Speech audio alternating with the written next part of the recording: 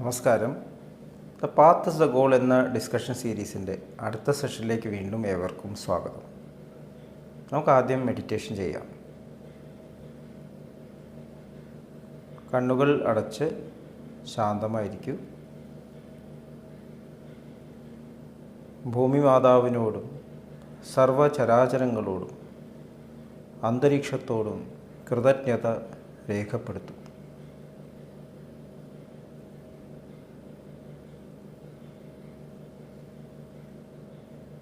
ഭൂമി മാതാവിൽ നിന്നുമുള്ള healing energy കാലുകളിലൂടെ പ്രവേശിച്ച് ശരീരം മുഴുവൻ വ്യാപിക്കുന്നതായും ശരീരത്തിലെ എല്ലാ ഭാഗങ്ങളെയും എല്ലാ കോശങ്ങളെയും റിലാക്സ് ചെയ്യാൻ സഹായിക്കുന്നതായും അനുഭവിക്കും.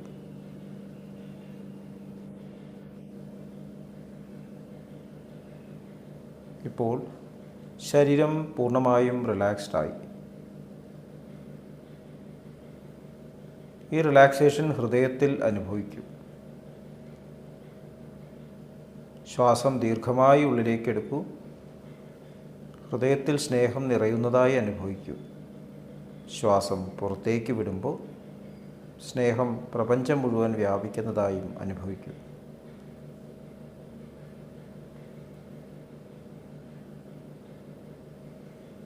ഹൃദയത്തിൽ കുടികൊള്ളുന്ന സ്നേഹത്തിൻ്റെ സ്രോതസ്സിൽ നിന്നും ഉദ്ഭവിക്കുന്ന ദിവ്യപ്രകാശം മനസ്സിനെ ആകർഷിക്കുന്നതായി അനുഭവിക്കും.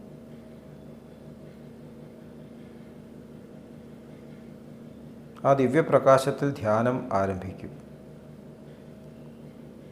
മനസ്സിൽ ചിന്തകൾ വരുന്നുണ്ടെങ്കിൽ മൃദുവായി അവയെ അവഗണിക്കുക. ദിവ്യപ്രകാശത്തിൽ ധ്യാനം തുടരുക. Please start meditation.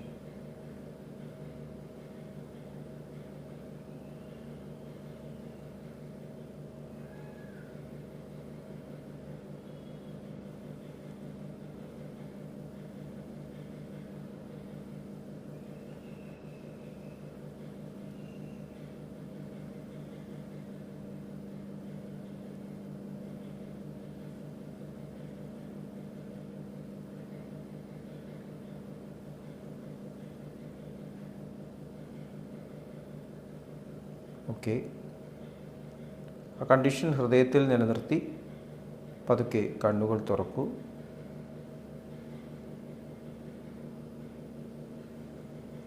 എല്ലാവരെയും ഹാർദമായി ഹാർട്ട്ഫുൾനെസ് സഹജമാർഗ് മെഡിറ്റേഷൻ സിസ്റ്റത്തിലേക്ക് സ്വാഗതം ചെയ്യുന്നു.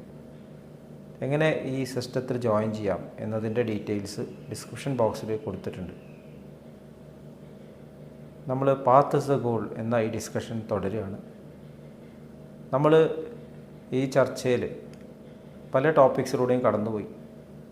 സഹജമാർഗത്തിലെ 10 പ്രമാണങ്ങൾ ബാബുജി മഹാരാജ് നമുക്ക് അനുഗ്രഹിച്ച് നൽകിയിട്ടുള്ള ഈ ജീവിതം എങ്ങനെ നമ്മൾ കൊണ്ടു നടക്കണം എന്നതിനെക്കുറിച്ചിട്ടുള്ള ഒരു ഡീറ്റെയിൽഡായിട്ടുള്ള ഒരു എക്സ്പ്ലനേഷനാണ്. നമ്മളെങ്ങനെ നമ്മുടെ ഈ ജീവിതത്തെ യൂട്ടിലൈസ് ചെയ്യണം. നമുക്ക് ഈ ജീവിതം പരിമിതമായ ഒരു കാലയളവിലേക്ക് മാത്രമേ ഉള്ളൂ, ജനിക്കുന്ന തൊട്ടിട്ട് മരിക്കുന്ന വരെ. അതിൽ കുറേ കാലം കളിച്ചിട്ടും ഉത്തരവാദിത്വമില്ലാതെയും കുട്ടികളെപ്പോലെ നമ്മൾ ജീവിച്ചു. കൗമാരപ്രായം ആയപ്പോൾ ശരീരത്തിൻ്റെ വളർച്ചയ്ക്കനുസരിച്ചിട്ട് മനസ്സ് വളരാത്തതുകൊണ്ട് ചിലപ്പോൾ ഇമ്പൾസീവായിട്ടുള്ള പെരുമാറ്റങ്ങൾ ഉണ്ടായിട്ടുണ്ടാവും, ഇമോഷണൽ പ്രശ്നങ്ങൾ ഉണ്ടായിട്ടുണ്ടാവും.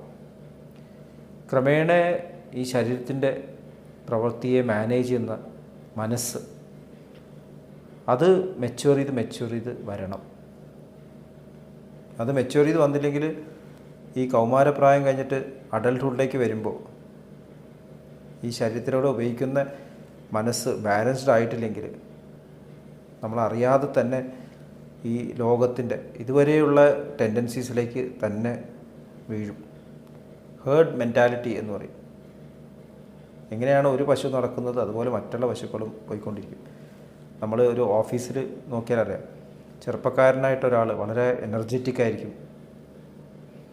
പഠിച്ച കാര്യങ്ങളൊക്കെ ഉപയോഗിക്കണം. ഇപ്പോൾ ഡോക്ടേഴ്സായാലും അതെ, പഠിച്ചതൊക്കെ ഇപ്പോൾ ഉപയോഗിക്കണം എന്നുള്ള ആ ഒരു ചിന്തയുണ്ട്. അപ്പോൾ മുമ്പിൽ നിൽക്കുന്ന കസ്റ്റമേഴ്സിനെ കുറിച്ചിട്ടോ ഫീൽഡിനെ കുറിച്ചോ ഒന്നും അപ്പോൾ അത്ര ചിന്ത ഉണ്ടാവില്ല. തനിക്ക് പഠിച്ചത് യൂട്ടിലൈസ് ചെയ്യണം. ഇപ്പോൾ ശമ്പളം കിട്ടണം, പണിയെടുക്കണം, ബാക്കി കാര്യങ്ങൾക്കൊന്നും പ്രാധാന്യമില്ല. ഇൻട്രാക്ഷൻസിനൊന്നും പ്രാധാന്യം കൊടുക്കാതെ അങ്ങനെ ആക്റ്റീവ് ആവുന്നു. ക്രമേണ പക്ഷേ ഈ തരത്തിലുള്ള ജീവിതം നമ്മളെ ഫീൽഡിലേക്ക് തന്നെ, ക്ഷേത്രത്തിലേക്ക് നയിക്കും. ഫീൽഡ് നമ്മളെ കീഴ്പ്പെടുത്തും.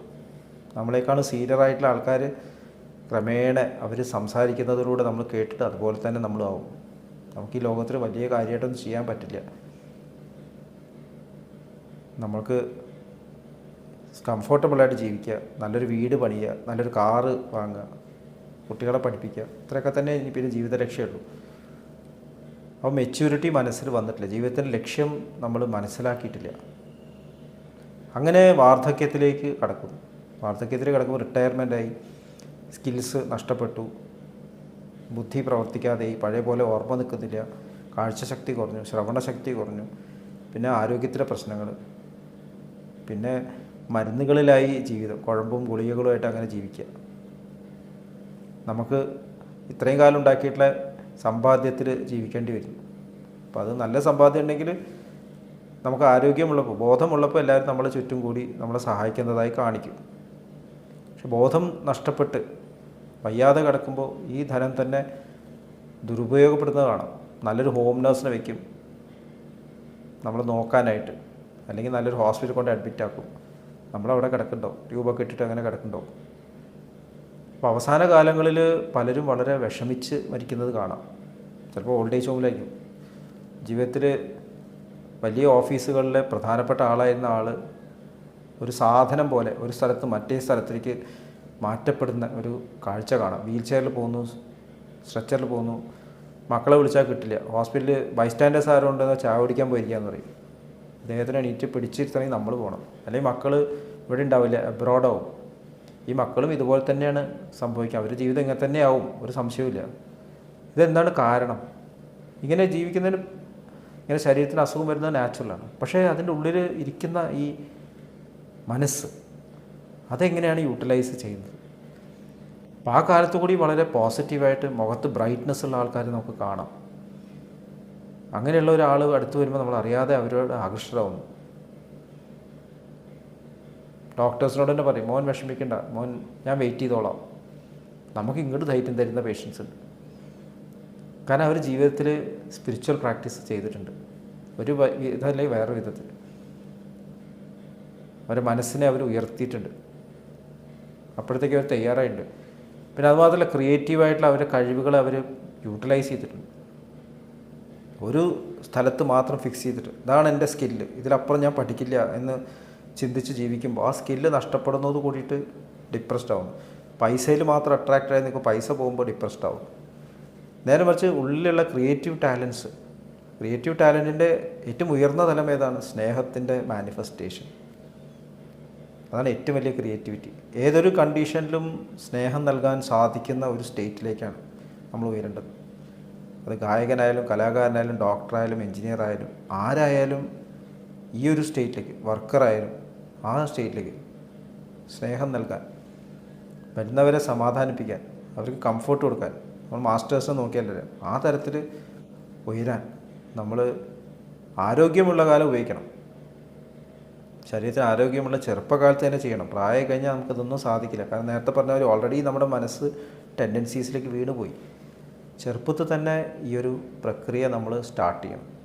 ലക്ഷ്യം എന്താണെന്ന് പറഞ്ഞാൽ to become instruments of manifestation of love. സ്നേഹത്തെ പ്രകടമാക്കുന്ന ഉപകരണങ്ങളായിട്ട് മാറുക.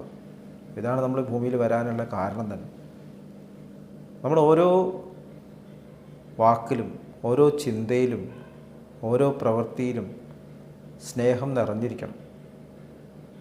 വലിയ പ്രവൃത്തിയാലും ചെറിയ പ്രവൃത്തിയാലും.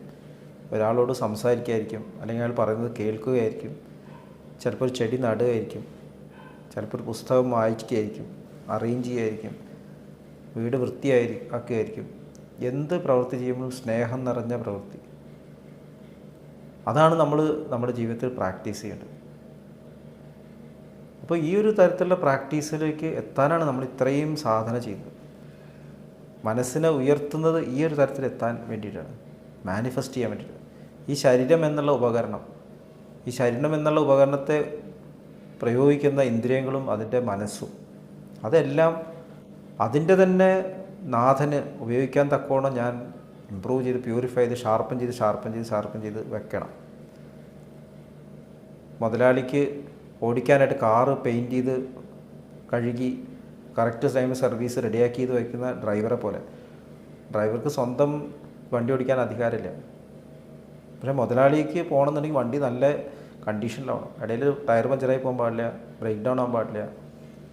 അതുപോലെ തയ്യാറായി നിൽക്കുന്ന ഒരു സ്റ്റേറ്റ് നമ്മുടെ ഉള്ളിൽ സൃഷ്ടിക്കണം. എപ്പോൾ നമുക്ക് വേണ്ടി വരികയാണെങ്കിൽ, എപ്പോഴും നമ്മുടെ ഉള്ളിലുള്ള മാസ്റ്റർക്ക് വേണ്ടി വരികയാണെങ്കിൽ നമുക്ക് സ്നേഹത്തോടു കൂടി പ്രവർത്തിക്കാൻ സാധിക്കും. ഉറക്കത്തുനിന്ന് എണീറ്റ് വന്നാലും ചിരിച്ചുകൊണ്ട് സ്നേഹത്തോടെ പ്രവർത്തിക്കാൻ സാധിക്കണം.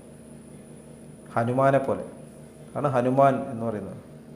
ഈഗോ ഇല്ലാത്തവൻ, റെഡിയാണ്, ഏറ്റവും ശക്തനായിട്ടുള്ള ഒരാളാണ് ഹനുമാൻ. ശക്തി തൻ്റെ ആവശ്യത്തിന് വേണ്ടിയല്ല, മാസ്റ്റർക്ക് വേണ്ടിയിട്ടാണ്. ഭഗവാൻ ശ്രീരാമൻ പറയുന്നത് വരെ ഹനുമാൻ ഒന്നും ചെയ്യില്ല. പക്ഷേ എപ്പോഴും ഭഗവാൻ ശ്രീരാമൻ്റെ പെർമിഷൻ ഉണ്ട് ഹനുമാന്. അത് നമ്മൾ ജീവിതം നോക്കിയാലറിയാം. ഒരിക്കലും ഹനുമാൻ തളർന്നിട്ടില്ല, ഒരിക്കലും വീക്കായിട്ടില്ല. എല്ലാ സമയത്തും ഭഗവാന്റെ പെർമിഷൻ ഉണ്ട്. സൈലൻ്റായിട്ട് ഇരിക്കുക, അതും ഭഗവാന്റെ പെർമിഷനാണ്. വർക്ക് ചെയ്യുക എന്നുള്ളത് അതും ഭഗവാന്റെ പെർമിഷനാണ്. അപ്പോൾ നമുക്ക് ആ തരത്തിലൊരു ജീവിതത്തെ നമ്മുടെ ലൈഫിൽ കൊണ്ടുവരണം, മാനിഫെസ്റ്റ് ചെയ്യണം. അതേക്കുറിച്ചായിരിക്കും നമ്മൾ ഇനി ഡിസ്കസ് ചെയ്യുന്നത്. Become instruments for manifesting love. ഇത്രയും പറഞ്ഞുകൊണ്ട് ഇന്നത്തെ ഡിസ്കഷൻ അവസാനിപ്പിക്കാം. അടുത്ത സെഷൻ വരേക്കും വിട വാങ്ങുന്നു. നന്ദി, നമസ്കാരം.